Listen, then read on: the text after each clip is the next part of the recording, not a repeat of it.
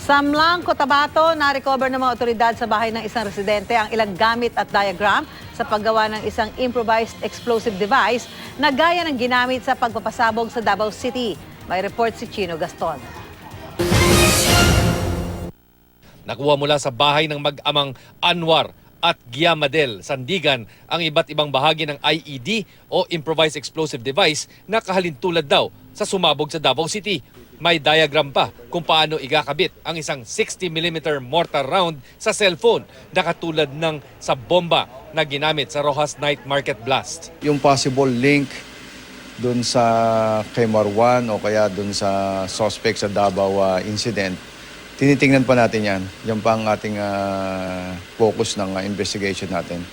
Nakuha rin mula sa bahay ni Anwar ang mga blasting cap at detonating cord, battery, LED at Christmas lights, smartwatch, improvised pressure plate na pwedeng magsilbing trigger pag nagulungan ng sasakyan o natapakan ng tao, mga battery tester, soldering gun at mga cellphone.